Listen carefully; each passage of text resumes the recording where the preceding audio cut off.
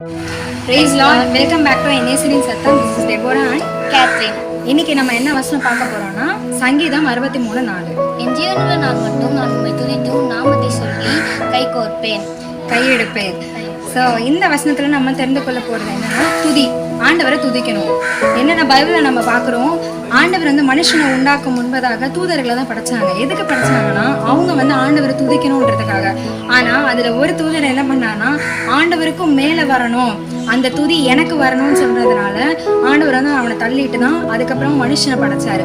அதனால நம்மள நிறைய பேர் நம்ம எதுக்கு உண்டாக்கப்பட்டோம், நம்மளை எதுக்கு இயேசுவை படைச்சாங்க, இந்த உலகத்துக்கு நம்ம எதுக்கு வந்தோன்னே தெரியாம இருக்கோம். ஆண்டவரை துதிக்கணும். நம்ம எவ்வளோ வேலைகள் செஞ்சாலும் ஆண்டவரை துதிக்கணும். இதை நிறைய பேர் நம்ம மறந்து போகிறோம். சிறைச்சாலையில் பவுலும் சீலாவும் இருந்தப்போ அவங்களுக்கு முன்பாக தடையாக இருந்தது அந்த சிறைச்சாலை தான். அவங்க சும்மா இல்லாமல் ஆண்டவர் துதிக்க ஆரம்பிக்கும் பொழுது அவங்களுக்கு முன்பாக இருந்த அந்த தடையாக இருந்த சிறைச்சாலை கதவுகள் அஸ்திபாரங்கள் அசைந்து பூட்டுகள் கழண்டு அவங்களுக்கு வழி உண்டாக்கப்பட்டுச்சு. அது போல இன்றைக்கு ஆண்டவர் உங்களுக்கு சொல்றாங்க, உங்களுக்கு முன்பாக எந்த தடைகள் இருந்தாலும் ஆண்டவர் அதை உடைத்தெரிய வல்லவராக இருக்காங்க. அதுக்கு நீங்க செய்ய வேண்டியது ஆண்டவரை நல்லா துதிக்கணும்.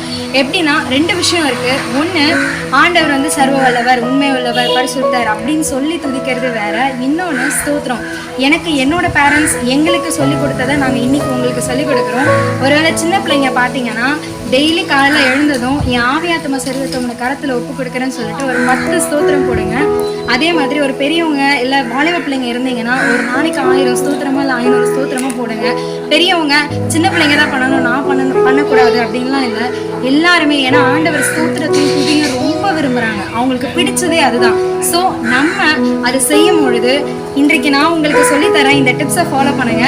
நீங்கள் ஸ்தோத்திரம் சொல்ல சொல்ல சொல்ல உங்கள் வாழ்க்கை மாறும், செழிப்பாக ஆண்டவர் மாற்றுவார். இன்றைக்கு நான் இந்த தீர்க்க தரிசனமாக உங்களுக்கு சொல்கிறேன், கண்டிப்பாக உங்கள் வாழ்க்கை மாறும்.